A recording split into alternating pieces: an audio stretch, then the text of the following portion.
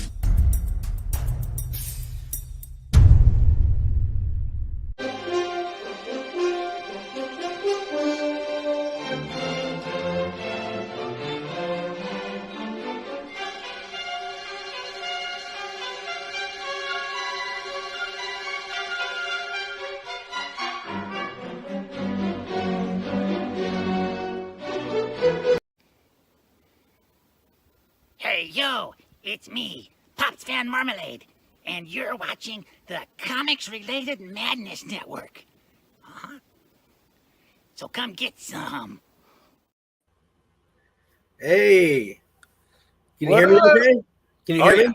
You good? Okay. All right, everybody, welcome back to RomoArt. Romo, Uncle Mike, and today we have a very special guest, at least very special to me, the creator of Nano 13, which is upcoming, Chris Faction. Welcome, buddy. Good to see you, man. Again. Yeah, heck yeah, It's man. only the second time we've actually met face to face. We've actually seen each other face to face. Yeah. The miracle of technology, right? Right. I like your background there. That's nice. Thanks, man. It's definitely a work in progress, but it's getting there. Eventually, everything will be covered. Is that going to be like your space for your streaming? Yeah. Nice. In your new house? Yes. Nice. I've been here just over a month. Yeah. How's it been going? Dude, it's been going good, man. Just getting settled in and, you know, I mean, honestly, I came home today and played some Assassin's Creed and didn't do nothing. You gotta have some days like that, dude. Yeah, right. I know. You almost like you feel bad. Like when I used to do, because I haven't played video games in probably a couple of years, but only because I've been drawing so much. You know what I mean? I literally don't have time. Even when I wasn't drawing as much and I was playing video games, I'd always have this feeling of guilt. While I you should be doing something else. And I just I could only play for 20 minutes. I could only push the demons away for 20 minutes, and then I had to shut it up. Yeah. I could never play for 3 or 4 hours. I just couldn't do it. You know. Oh, I hear you, man. I mean, I played for 45 minutes, and then okay, Yep. So I want to tell you face to face, because if I've done, let's say, 10 to 12 videos, at least on 8 of them, I have said, thank God for Chris. Thank God for Chris. Thank God he reached out to me for a second time, and I just loved the story so much, and it was right up my alley that I had to do it. Because I might be working right now at like Walmart or Walgreens or something 4 extra hours a night. You know what I mean? And I wouldn't be able to do any of this. Of it. Yeah. So thank God for you, man. I mean, really, you really helped me out. And thank you also for sticking with me while I'm dealing with the injury, you know? Oh yeah. Not that it's not really an issue now. I'm kind of back to at least drawing speed. But there was a couple of weeks where I couldn't even hold the pen. It was so weird. Yeah. Weird. And now unfortunately it's just pain. But pain I'll deal with. Not being able to draw and earn money that was worrisome. Yeah, I could tell, I mean, I could tell that you were worried about it, but I mean, I knew you'd make it through it. Yeah, I appreciate it. You were still doing as much as you could.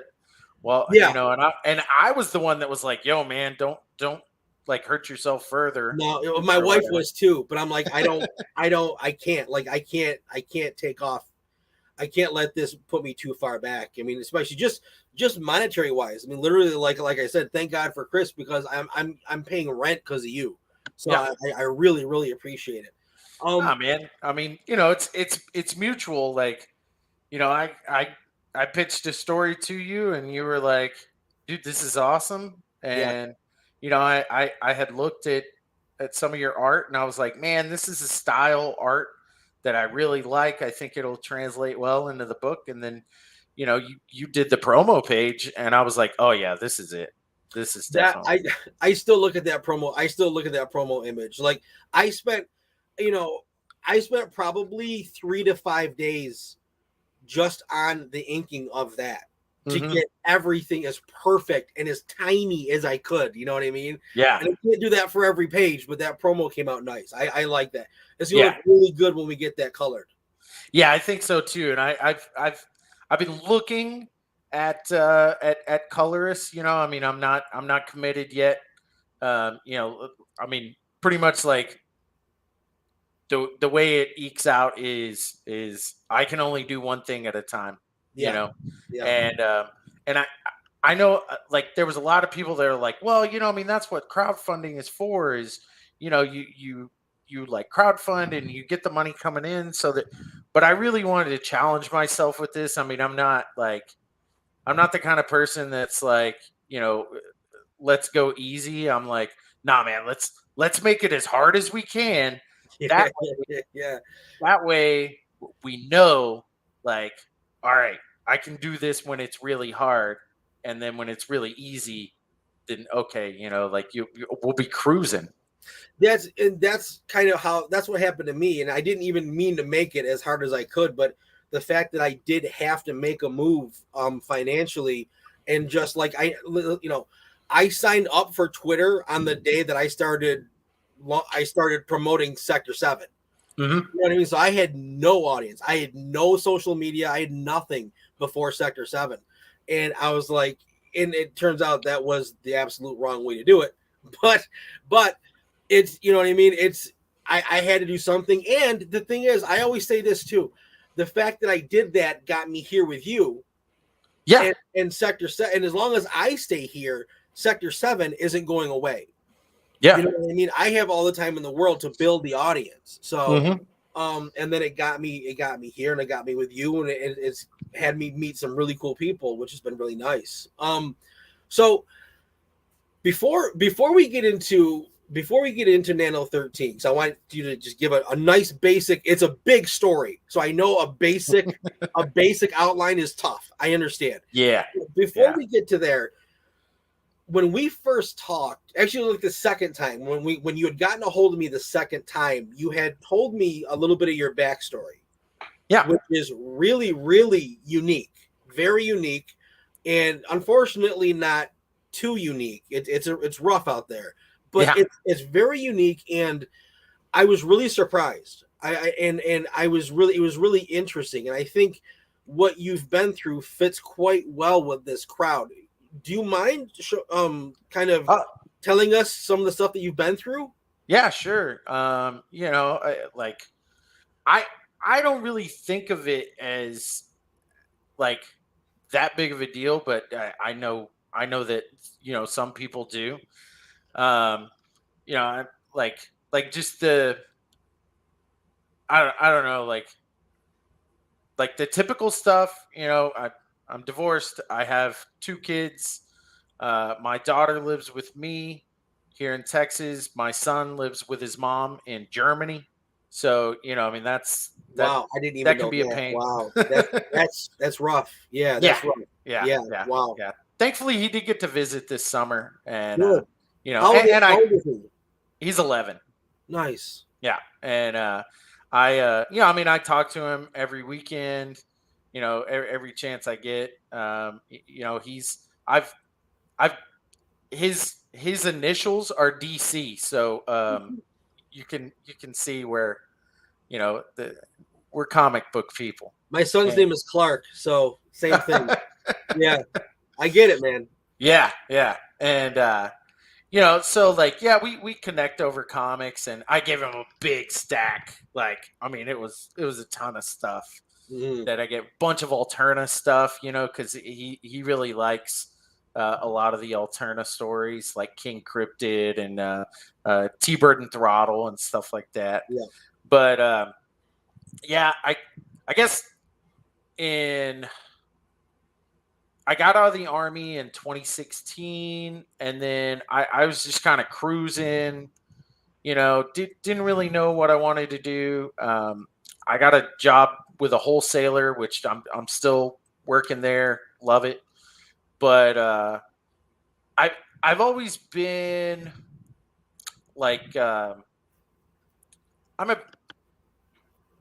really care about my community. I came up in a local music scene, and in 2020, when things started going a little wild, I was like, yeah, not in my town. Yeah. I mean, as simple as that. Like, it was not in my town. But the thing is I kind of understood, like, I understood where the anger was coming from. And, even if the anger was based on lies, I still, like, you can empathize with someone that's angry because they feel slighted. And it's I was like, it's not like there's not an obvious history, right? Yes, and I agree. Even if the anger is based on lies, there's enough history to where a lot of it is not lies. Right. Yeah. Exactly. And so, I was like, you know what? I'm not picking sides here necessarily. I don't want to see my community burn. I don't want to see it happen in my state, period. Then it just kept getting wilder and wilder. Like, here where I'm at, it was pretty chill. I went to a few protests. I was going out armed.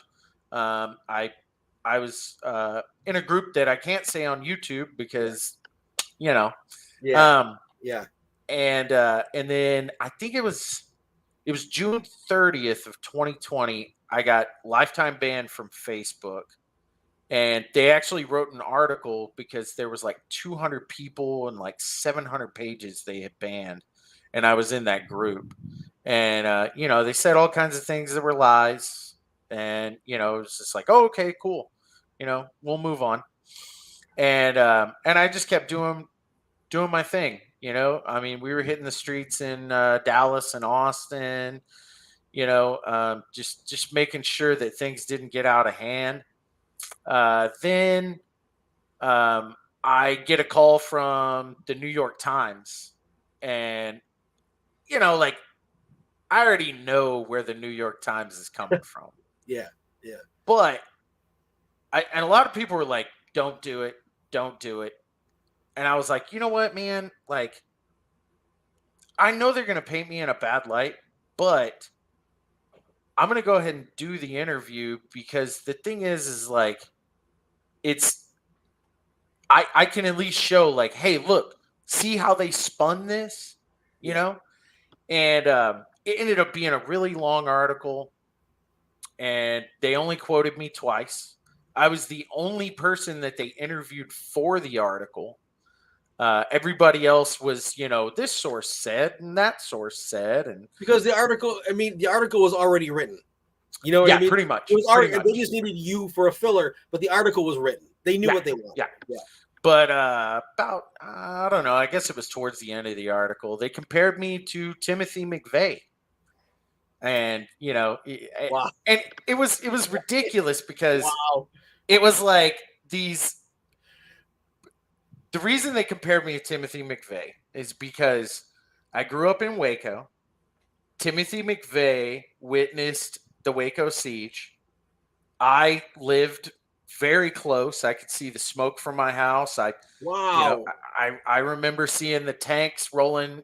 Well, they were on trucks, but rolling down Highway 6, headed out to the thing, and I was, I was like 11 or 12, somewhere around there. And then Timothy McVeigh had the same job in the Army that I did. Jesus. So like immediately the New York Times is like, see, this guy is like Timothy McVeigh. And I'm like, wait, what? I would say the outcome of his life and your life as to why you were both in public is very different. Yeah, I would say so. Jesus. I would definitely say so. My God. I mean, like I'm not planning on harming anyone. I didn't harm anyone, things like that. But wow. Having that kind of spotlight, I guess, and I'm no stranger to the spotlight. Like I said, I grew up in music. Yeah. I've toured. I've played shows and things like that. So it's like, honestly, I like the spotlight. Whether it's a good spotlight or bad spotlight, I mean, I thrive in the fun. Nice. But because of that spotlight, it was, I don't know, maybe 6 weeks after the article came out, I get a phone call while I'm at work, and it's the FBI, and they're like, "Hey, we're right down the road. We're coming to see you." And I'm like, "What?" And of course they're like, "Oh, you're not in trouble. You're not in trouble." Yes, yeah. And I'm like, "Oh, great! Like they're coming to my job. This is uncool." And so they come up to my job. They talk to me. They're typical. Like they're just trying to get info from me, and I'm not having it. I'm like, okay, like kick rocks, pretty much.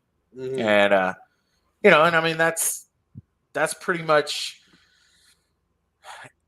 when everything in that realm of my life kind of started falling apart, because I mean the FBI ran roughshod over everything that I was involved in, like not just myself, but other people across the country. I mean, and it got people spooked. And then January 6th happened, and honestly, January 6th, it broke the spirit of anyone that was wanting to stand up. Because I mean, now, like honestly, now everybody does their complaining online. You cannot get 500 people or even 50 people to meet up and protest a damn thing. No. Because they're immediately like, "Oh, you want to get together? You must be a Fed." And it's like, do you realize they won? That's them winning. Yeah. You sitting at home and just being like, well, I'm just going to type about it. Like, they're not scared of that. Yeah. They learned during the civil rights era how to destroy protest movements. You may get, like 2020, you may have a little point in time where people are going to riot or protest. And people forget that there was so much going on. It wasn't just the like Antifa side of the rioting. There was also all the COVID restrictions, and people on another political spectrum were out protesting these type of measures. I mean, there were times when I would go out to, like, say, an anti-mask protest, and then across the street there would be like an anti oh man, I can't remember what it was. Like some kind of immigration like they were it was like protesting like border patrol or something like that. You know. So here you have two groups of people that have essentially opposite ideologies. Yeah. But what I was looking at was I was going, wait a minute, both of you are protesting the government. Like, yeah, y'all should actually, like, y'all could find some common ground there. You know, you may disagree on a few things, but ultimately both sides are protesting the government. You know, and that's what, you know, I'm like, yeah, man, let's do that. yeah. You know, so yeah, you know, I mean, January 6th happened, and people just got scared. You know? And it's really been that way ever since. Yeah, I mean, and I'm not looking. I honestly hope I don't have to go out in the street again. I don't want to do that. Yeah. Who the hell would hope for that? Exactly. Yeah. Like to think, you know, that in my own country, I would have to go and, you know, look for people hiding weapons in dumpsters, you know, so that when their march came by, they and this is legit. Like, you know, I mean, even you remember all those rumors about the pallets of bricks, and everything. Yeah, we found one of those pallets of bricks 4 hours before an event. Yep. You know, just sitting there.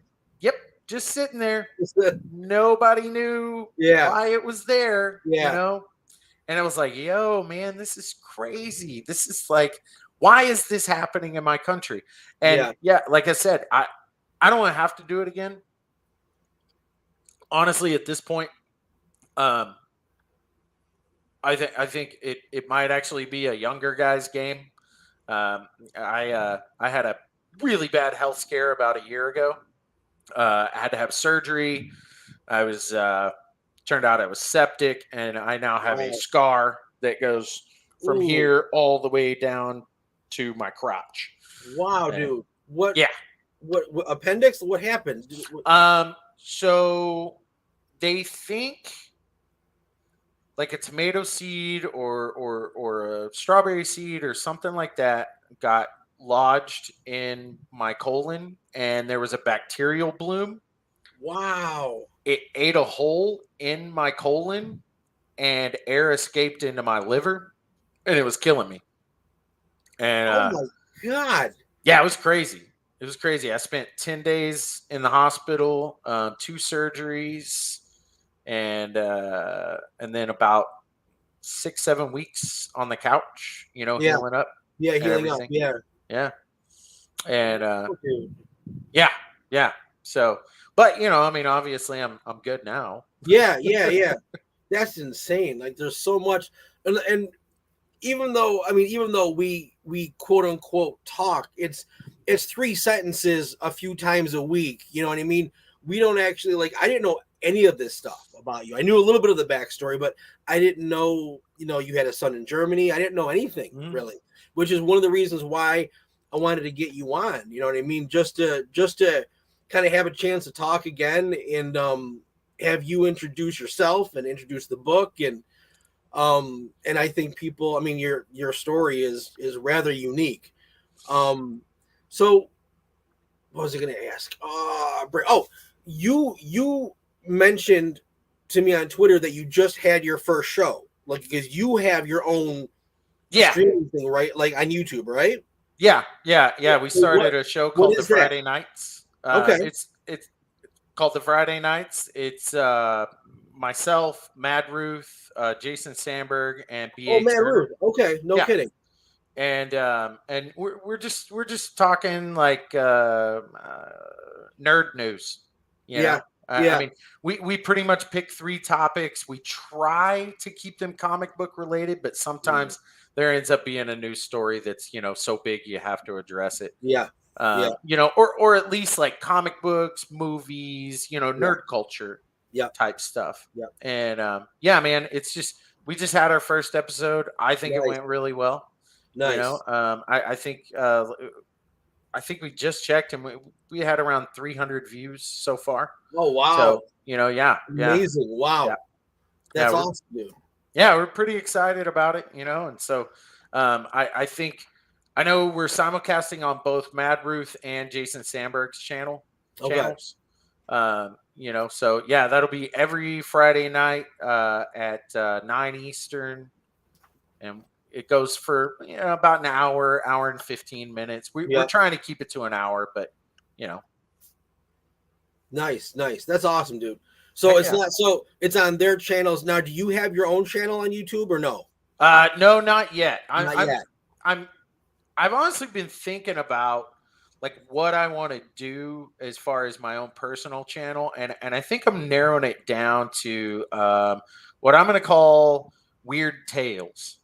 And I don't think it's going to be like I may touch on some nerd culture stuff, but I got some like weird stuff in my head that I think about. I'm like, what about what about Atlantis? yeah. Stuff like that. Like it's tough. Like I can tell you, like I like the interview process for me. I would like to continue the interview process because me just talking, it's hard to figure out. I don't like the spotlight. It's it's not my comfort zone, but it's something that I have to do. And so for me just to sit here and just talk in my head, I'm like, no one fucking cares. Who cares? Like, why? No one cares what you think. You know what I mean?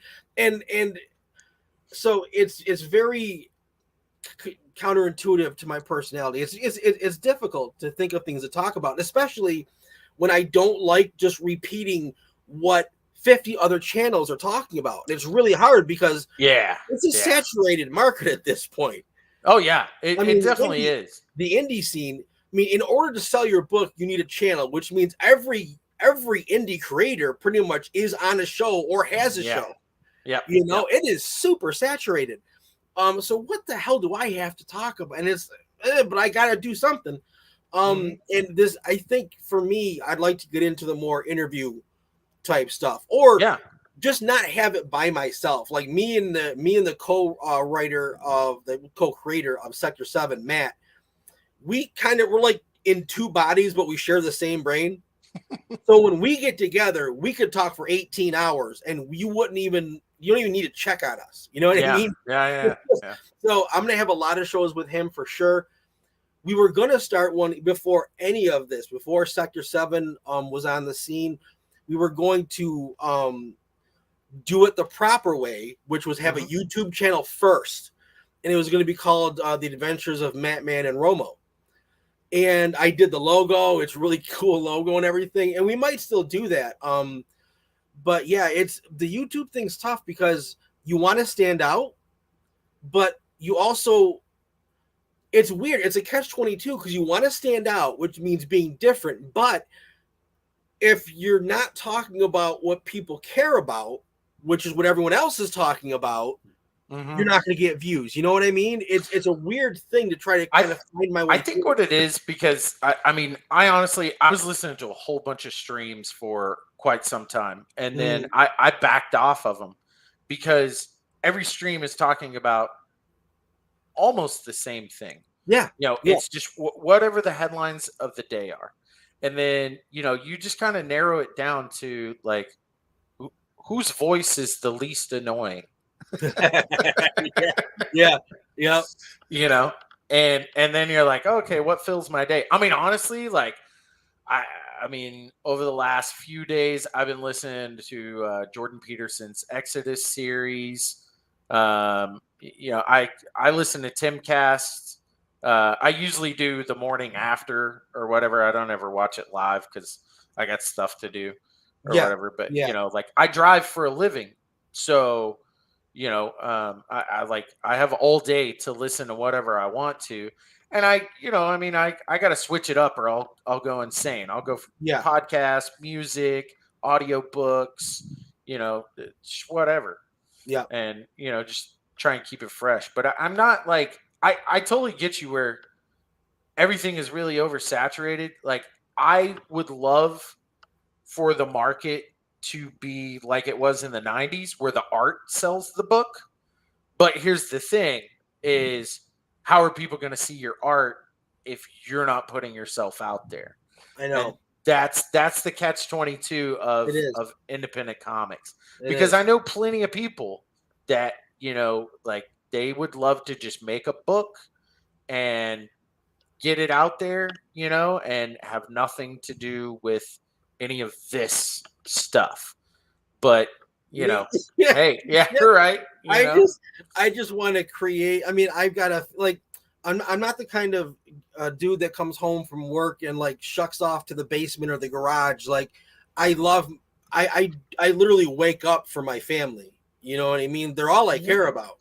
And so it's balancing getting the amount of work that I need to get done, doing this. Now, this is why I kind of like what I have here, which again, I just fell into, because this forces me to show up Monday and Friday.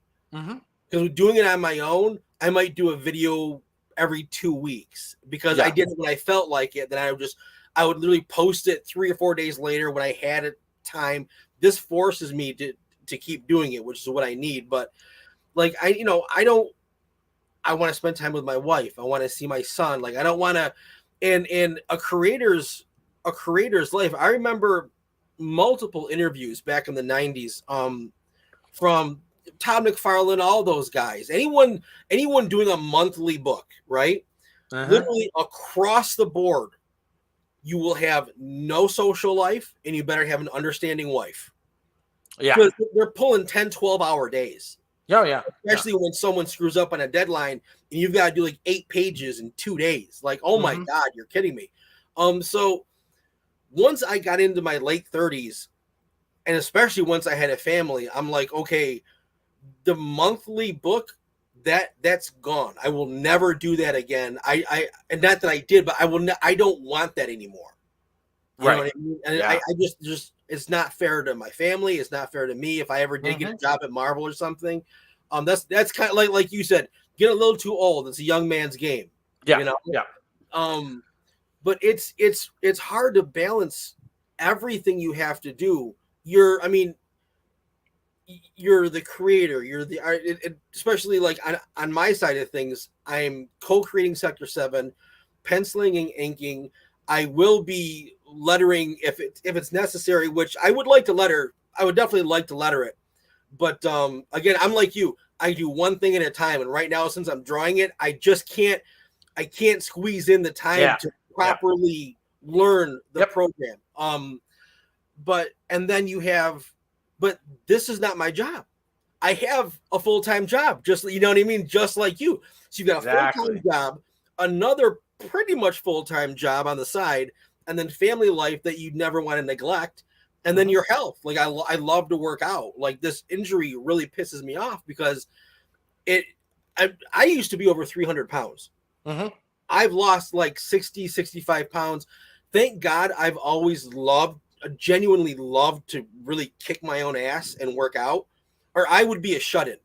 Like, I've eaten like a spoiled 6-year-old my entire life. I never drank. I never did drugs. I never even drank coffee or smoked a cigarette. I ate pizza. That's what I did. When I said I was going to the bar, I tell my friends I'm going to the bar. I'm going to get wings. You know? Yeah. I'm not going for a beer. I don't drink. So and then when I had Clark at 40, I'm like, I'm starting late. I'm starting really late, and I want to at least make it till he's in his 20s. And I'm over 300 pounds, and I take care of myself with working out, but other ailments were starting to catch up. Oh, yeah. Yeah. You know what I mean? Dude, like, you turn 40, and it's like, you can't push those away much longer. Yeah.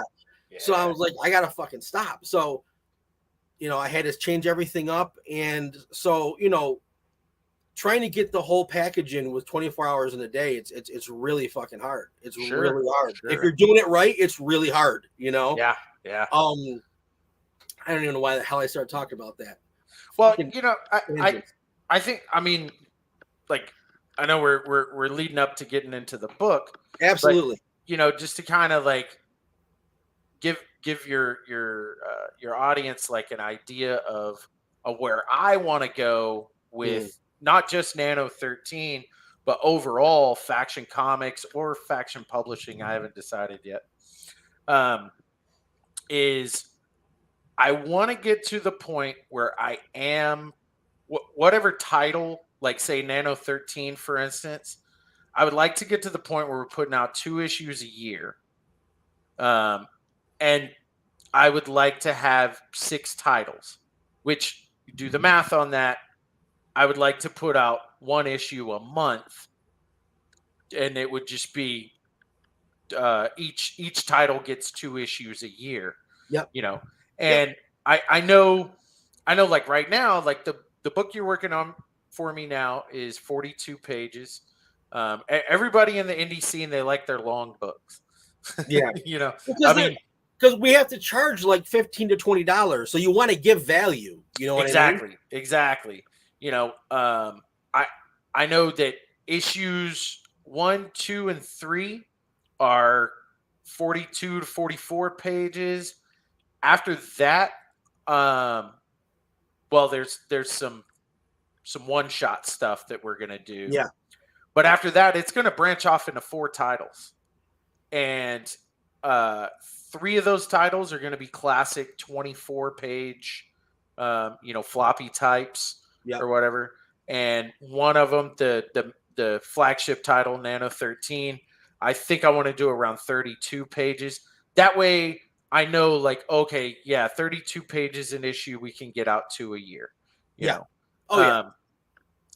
But that's kind of my vision for the future. I have an interesting business plan that I don't think anybody's even tried at yet, but I can't talk about that because somebody will steal it. I have the same thing, not the same as you, but I have my own kind of business plan that I've come up with. I need to talk about it with Matt, which he'll go for. But trying to solve the problems that the indie scene has, the indie comics themselves have, is price, which the price needs to be what it needs to be because it just is what it is. That's the market. But still, if we could come down on price and time. So it's the 2 things that indie has going against it. Only 1 or 2 books being able to be put out a year, and time and the price being what it pretty much needs to be in order for anyone to eat. You know what I mean? Yeah. I was trying to figure out a way to calm everything down and kind of make everybody happy. And I think, like you have a plan for how you want to do something that no one's done. I may have figured out a similar situation for myself, and I'm really interested in seeing how it plays out. And I'm not even going to tell anyone what I'm doing because I just don't want to hear, no, it's not going to work. I haven't fucking tried it yet. So I don't want to hear, no, it's not going to work. I'll figure it out. I think right now in the indie scene it's the perfect market for experimentation because you almost don't have a choice.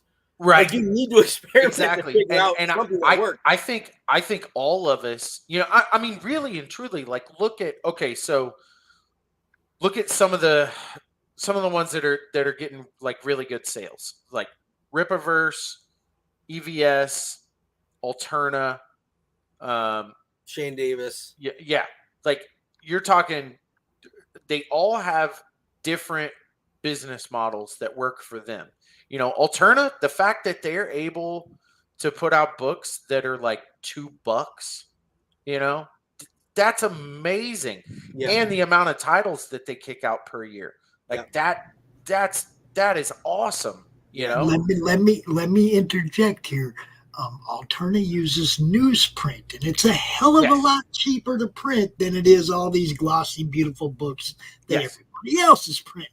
Mm-hmm. So Pete's got his thing, and it works. I have ordered Alterna comics. I've put ads in Alterna comics. Mm-hmm. His thing works, but it's, let's be honest. He's doing it as cheap as he possibly can, so he can afford to print as many books as he can.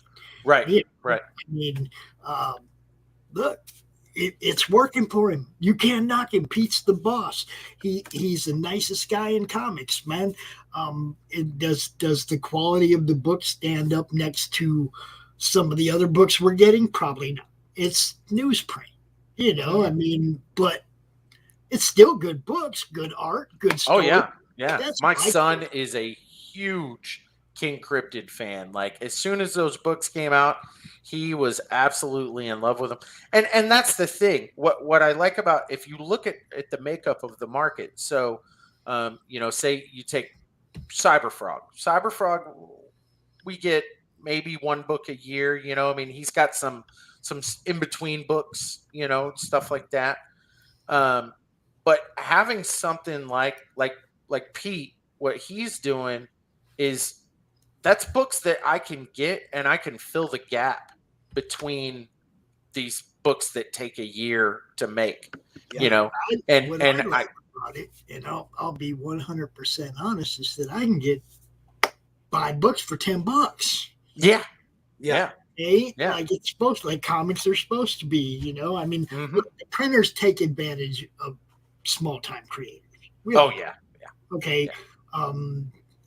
I don't even have a printing company that I recommend and or endorse, because I have not found one that truly treats you guys the way you should be treated. Okay. Now I know there's one in Phoenix.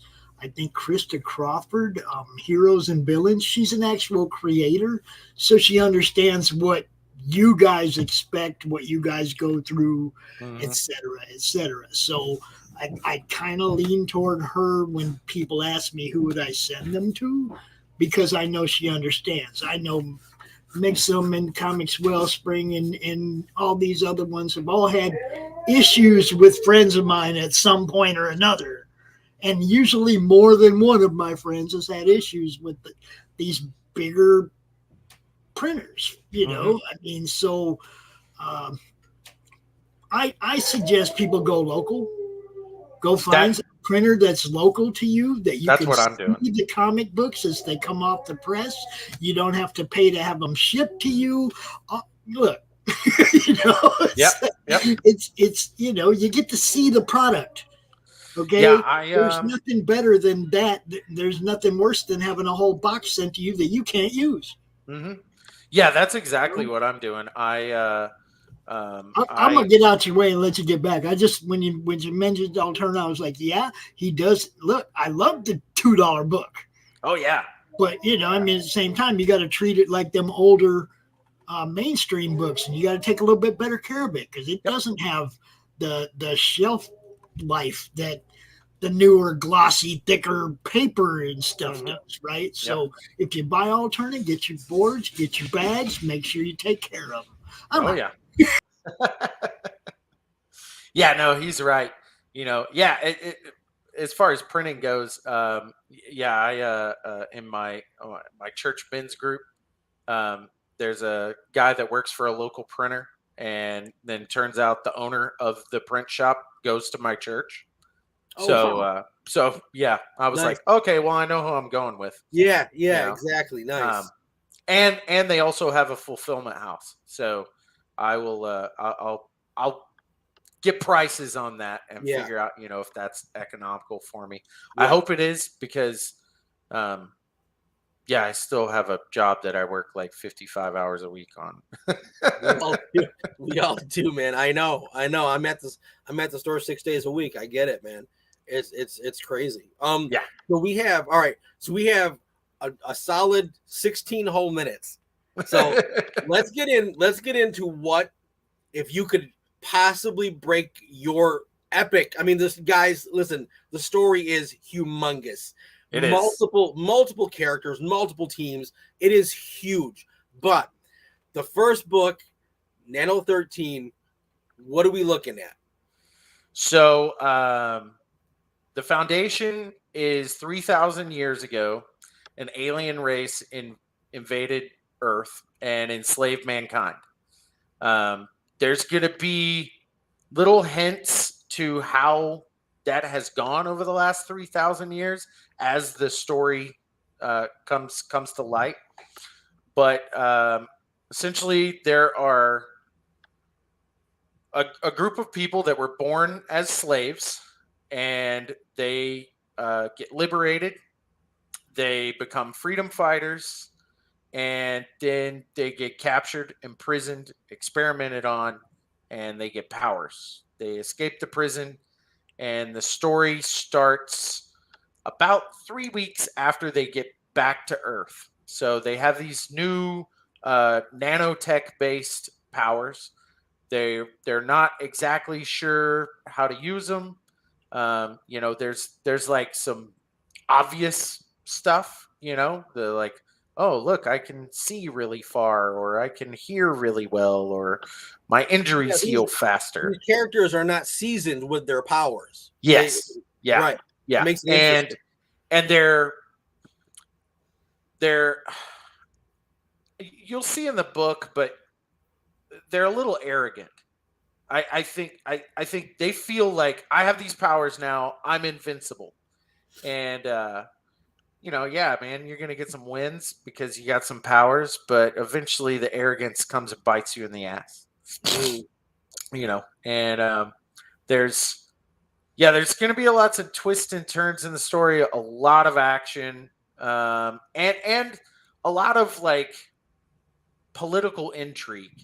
I think that the story, because there's so much going on, there's the big giant picture of there's aliens that control the Earth, that have this empire somewhere out in space. Why, why exactly do they want Earth? Like, why it's always Earth. We're always right in the middle of everything. Yeah, exactly. Well, you have where the main characters are slaves at is a small arms factory. Well, why do they need small arms? And then as the story goes on, you're going to find out that each continent has something special about it, where the aliens, they're called the Zerus, where they use that continent for a specific reason, and where they're at, the main story takes place in Europe, and where they're at in Europe, the aliens use that as small arms manufacturing, and then all across the world. And this is a central part of the story, that I don't really think of this as a spoiler, because this is like foundational stuff. Is these aliens, they're awful. Like, think of like the most despotic like regime that you could possibly think of. They're worse. And they don't allow humans to have children naturally.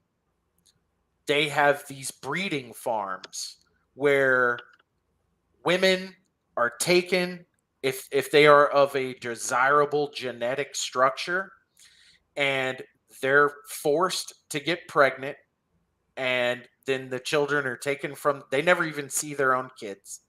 They're taken from them, raised to do whatever job, whatever that specific person was bred for. The aliens take them and they raise them to do that job.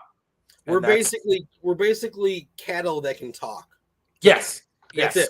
We're cattle that can talk. That's it. Yeah, pretty much. And so there is no unauthorized breeding going on. Now, there are free people that live in this world in hiding, and they're, and that just means that, like, hey, mom and dad got together, had a baby, raised a baby. Yeah. Just the natural cycle of life. Factory conditions. Yeah. Right. Exactly. Yeah. And the aliens hate that. They hate it. They even, you'll see in later installments, they describe their breeding process as guiding the human genetics with their benevolent hand. And it's because they look at humans as tools. You know, you create a tool to do a job, and you know that's it. And when men and women never come in contact with each other, they don't even know each other. Well, women know that men exist, but men don't know that women exist unless they get selected for the breeding program, and that is only towards the end of their life. Like not like they're an old man, but you're working hard labor, like and they're going, okay, this guy, he's, you know, he lasted a long time. He's of the genetics that we want to pass on or whatever. We're going to select him, and then they're recycled, and that just means that they're essentially turned into yeah, pretty much. You know, so you know, I mean, like, I wanted this really despotic world. So you got it. Yeah. It doesn't get worse than that, right? Yeah, you know, because I wanted to show like where if you survive, you get some. I mean, and then you get killed, but you know, hey, I really wanted to show this desperate situation. You know, I wanted people to be like, wow, you know, I mean, they're in complete control of the planet. How in the world are you going to eject this tyranny from the planet? Because it's total, you know, and there's a way. It's a very comic book way. You know, but yeah, man, I mean, it's got, like I said, twists and turns. There's some really cool characters. At the end of book 1, you're gonna get introduced to what I think is one of the coolest villains I could ever think of. Even my editor is Mark Polton, and he's when he was going through the script, he was like, I want to know more about this guy, and I didn't even show him any concepts of the character yet. You know, so like he was just reading like, oh, what is this, you know? And so it's going to get wild in issues 2 and 3, and then beyond. Like I said, once you get to issue 4, it's going to branch off into 4 different titles. We're going to go to different parts of the world. You're going to see how different resistance groups you know, take on the aliens, because they're all in different situations. You know, the aliens use each continent for a different thing, different purposes. Right. So there are different types of warfare, different types of tactics, you know, used all over the world. And, you know, it'll make it interesting visually, because you're not reading the same thing in all the stories. That's good. Yeah, absolutely. Absolutely. That's smart. And I have some, you know, like, I mean, here's the thing is like, I have all the grandiose plans and everything, but we're still working on book 1. I want to make sure that book 1's great. I know so far it looks wonderful. Yeah. You know, we still got a ways to go, but I mean, it's turning out really good. But, you know, in order for me to keep doing this, I got to get those backers. And I can guarantee you, if you are a fan of, like, I'd say G.I. Joe, 90s X-Men, anything with Cable in it. I always say it's very Ridley Scott sci-fi. Yes, it is. It's very. That's how I see it in my head. A very serious, dark, and cool take, which is what attracted me to the story. Mm-hmm. Yeah, that's my favorite sci-fi. If you like superheroes that don't wear spandex but they wear armor and have cool beards, then you're gonna like this book. Yeah, absolutely. You know, and of course there's some hot chicks. You gotta have some hot chicks. You've got to have you've got to have. Even I had, you know, my book being like not female oriented, I had to make the Tetra, her name is Tetra, as as beautiful as I possibly could. You know, she's the main character. I'm not saying she's gonna have like, you know, a bikini scene or anything like that, but she needs to be desirable. And it's dude, that's comics. I remember remember back in the 90s. I mean, I don't even know how old you are. I'm 47. I'm 42. Idea. Okay, so you're okay. You remember back in the 90s, they used to have Marvel swimsuit issues? Oh yeah. Dude, that was crazy. Yeah, man. Can you imagine that flying now? Oh, I'd love it. But yeah, it would never happen. Ever. No, it would actually. I wouldn't be surprised. I wouldn't be surprised if Marvel did put out a swimsuit issue, but it would be like Cyclops, Wolverine, Tony Stark, and they would still be in bikinis. But yeah, they'd still be in bikinis. Yeah, exactly. The fuck happened? There it is. Look at that. Yeah, there you go. Can you imagine that? Like, Indies ain't afraid though. Indies ain't afraid. That's right. That's right. There it is. Dude, like that was so. I might, you know, in some of my boxes, I might still have some of those because I legit have like I hate letting go of my stuff. Like I've got Wizard #1 with Todd McFarlane with Todd McFarlane's Spider-Man on the cover. Yeah, cool. I have number, and it's not even in bad shape. I would never sell it, but yeah, like I have all the stuff from back in the 90s. As much as I could salvage, you know, through it can only spend so long in the basement before newsprint gets moldy. You know what I mean? Right, but, right. Oh, dude, they used to have so many cool catalogs. Like they used to have like Fangoria. Do you remember Fangoria? Oh yeah, I like all those magazines were so amazing, and now there's just it's a different era, man. That was so the 90s were the fucking best for comics. Absolutely. And I think that's where the indies are at. Is the indies are channeling that best era, you know, of the 90s. Excitement. And they're going, okay, you know, like the 90s was finally, I mean, you saw some great stuff in the 80s, you know, but think about all the really, really iconic stories that, I mean, that have been now in movies and other media and stuff. I mean, like Nightfall, Death of Superman, Age of Apocalypse. Yeah.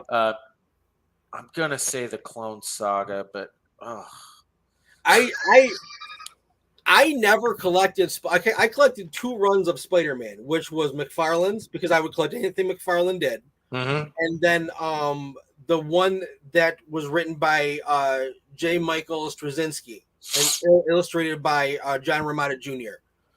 That was, and again, a lot of people complained about that run of Spider-Man because it wasn't the normal. Did you ever read it? No, I don't think so. So if that's how you pronounce his last name, creator of Babylon 5, I pronounce Straczynski. Absolutely phenomenal writer. I mean, he did. He wrote Superman Year One, which Shane Davis actually drew. Those books. I'm literally rereading Volume 1 right now for like the 5th time. So like Straczynski did a really interesting Spider-Man run, which I really enjoyed, but I missed the Clone Saga. You didn't miss much. I know. I only know the rumors. Yeah, I don't know. I wasn't there. Oh man, like Spider-Man was cool pre-90s. Yeah, and then like it was like starting with the Clone Saga. I was just like, what is going on? And then the other when like they were like, oh hey, since Toby has organic webs, we're gonna make him get eaten by a spider lady, and then she gives birth to Peter Parker, and now he has organic webs, and he had these spines that came out that he could like stun people with. Is that part of the story? Was that real? Yes, that was in the story arc called The Other in the early 2000s, really? Early or mid 2000s, somewhere around there. And I was like, oh, what happened to Spider-Man? This is bad. And then, I mean, honestly, I stopped reading Marvel. I think Dark Avengers was the last Marvel that I read before I was like, okay, this is just, it's getting, it was like, I can't do it anymore. And DC, I think I read up to Rebirth, and then right around Rebirth was when I fell off. Because I mean, honestly, on with the DC titles, I know we're running short on time, but yeah, no, go ahead. We got covered. Yeah, the DC titles. I was never like big DC title stuff. I like the Flash, Batman, and like some of the like Western type stuff that they did, but I never. Yes, the giant crossovers. It was just like every time one ended, you got another one. It was like, you don't have time to breathe. Like, I just want to read like a spectacular Spider-Man arc. Like just give me, give me a Punisher Warzone. Like, stop being like, oh, I'll pick up Punisher Warzone and I'm reading and he's embroiled in Civil War. And you're going, wait a minute, what's going on there? And then you got to go grab the Fantastic Four, and then you got to go grab the, Spider-Man and Iron Man, and then of course the big title, the Civil War title. Yeah. And you're going, wait a minute, man, I get it. You guys are doing this for sales, but you're pissing me off, and I'm gonna stop buying. DC did that as like their main way of. As like their main way of selling comics, like all through the 90s. I remember DC, Batman continued in Robin, and Robin continued. Like DC did straight decades of that type of storytelling, and I actually refused to buy DC books. Yeah, I didn't buy my first, and Batman, Superman, and Wonder Woman, the trio, have been my favorite since childhood, but I never collected their comics. Mm-hmm. I love the movies, the cartoons, all the other media, but I never collected their comics. I didn't like the way DC structured their stories. Yep. And and Marvel was doing that with anything with an X title. Yeah. Back, starting in the 90s. It was like I was a lot of big crossovers. Yeah. Yeah. A lot of big I was reading a lot of Uncanny X-Men in the 90s because it was just especially after like Jim Lee left. And they needed to sell titles. It's funny because that's pretty much when they really started the Executioner song and all these huge multi-title things. I remember that. Holy shit. Yeah, yeah. And it was like, okay, I can't, because I remember it was, I can't remember what issue, but it was a specific issue of Uncanny X-Men. And it left off on a cliffhanger. And it was like story continued in X-Men. And then, so I was like, okay, I'll get that book. And then it was like story continued in Generation X. And I was like, okay, I'm see what you're Generation doing. X. Yeah. I see what you're doing here. Yeah. I'm not biting, I'll never know. That was when I started to get irritated with Marvel. Like I said, by the time it got to Dark Avengers, I was like, okay, I'm done with this. I'm done with it. Like, I'm not, and not only that, nothing meant a damn thing.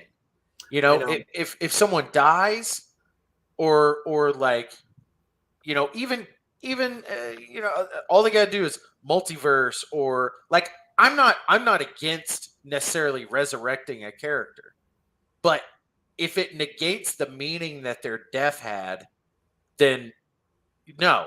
Like, don't do that. Or don't replace them with, Earth 9, beta soy boy version of this character. Like, nah, dude, I'm not into that. Like, I want my heroes to be heroes. I want my men to be masculine. I want my women to be feminine. And if you don't like that, piss off. I don't care. No, that's the thing. I mean, there's plenty out there for everybody. What makes me mad is we don't complain. Like, if someone makes a comic with, let's say, same-sex stuff, but that's the comic book. It's a totally unique title in a unique company.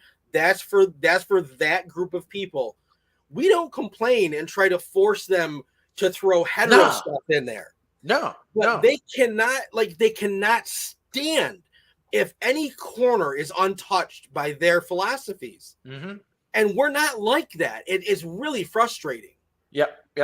And that's why, I mean, that's why I want to make my own book. That's why you're making your own book. That's why so many are out there making our own books, and honestly, like I want people to buy my book because I think I have a really good story. But also I want people to buy my book, and this is the selfish side of me talking. I want people to buy my book so that I can keep making them, so that this story can continue, because it costs a lot to make a book. And, I think you're going to like it. I think that anybody that reads it is going to be like, wow, you got something here. Yeah. But like, ultimately, I just want to be able to write the story. I want to be able to, see what I'm visualizing in my head on those pages. And I think that every creator ultimately wants that. They have a story, and they're like, man, if I could just show this to somebody, and that's what I like about, my partnership with you is you totally got it. Like, I showed you that script and you were like, I got you, Yeah, and I did. I couldn't say the second time, dude. I couldn't say no. I'm like, I have to squeeze this in somehow. Mm-hmm. And again, thank God for Chris, because I did, and I'm able to stream now instead of working at Walgreens. Like, right. Yeah. And it's, and I mean, I'm going, thank God for Ron, because I mean, that's like for real. That I mean, and like I've said, I mean, you're my guy on this title. Like, I want to keep going with this. I know you want to keep going with Sector 7 just as well. And that's what I'm hoping that, like, both of us, teaming up and making things happen. Getting stories out there. I mean, I hope that it brings us a long way. I hope that each one of us gets to tell every single story that we want to tell. Yeah. Because I think they're legitimate. I think that people are going to enjoy them. And like, why not, man? Let's just go. Let's go. Yeah. Good. Perfect place to leave off, buddy. Perfect place to leave off. Pops, you wanna send us off? Maybe. I can probably do that. There he is. Come now, Chris. You guys, good show. I'm gonna play a couple more commercials and we're gonna be out of here. Awesome. Right, peace. Thanks, guys. So.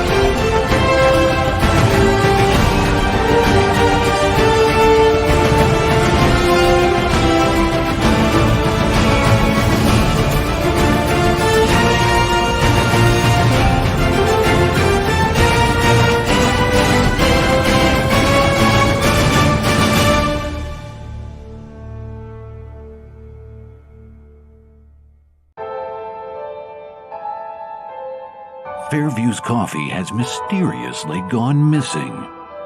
Mayhem ensues when strange, coffee-craving zombies plague the city.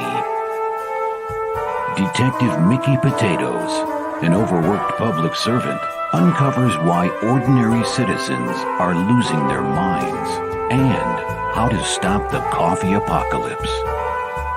But it involves the mafia.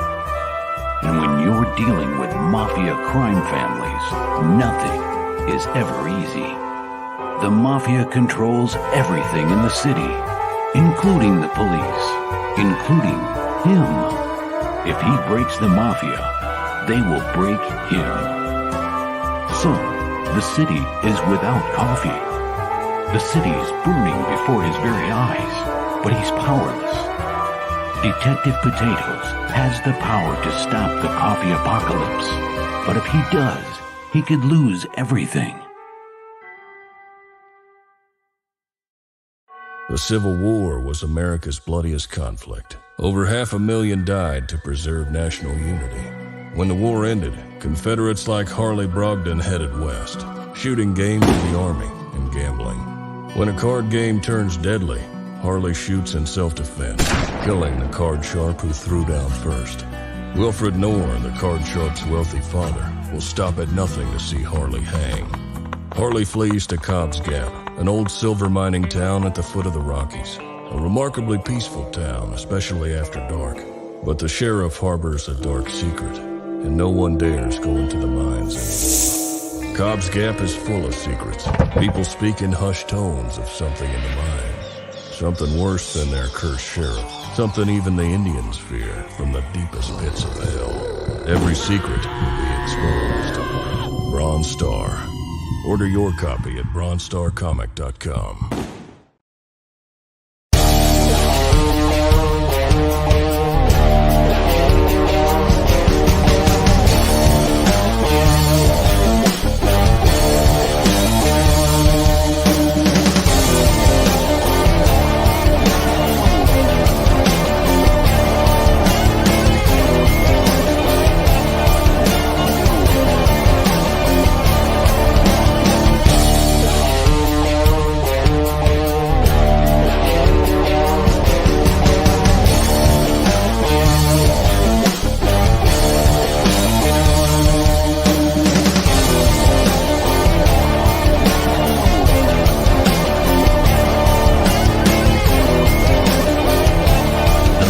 Entertainment Group presents the Madness Comic Network with original programming and additional comic-related content. Comic Books for Kids provides comic books to kids in hospitals and cancer centers across the U.S. It's a place where we can all work together to make sure every child has a comic book. 100% of all proceeds go towards the kids. It's about making a difference, and while they're in the hospital, allowing them to fly like a superhero, battle dragons, or rescue teddy bears. We are in every state in the country and now support over 160 hospitals. Every month, we add more. Visit cb4k.org. How do you end this thing? How do you put the... where's the brakes on this bus? I forgot. Jazz hands. Jazz hands are done.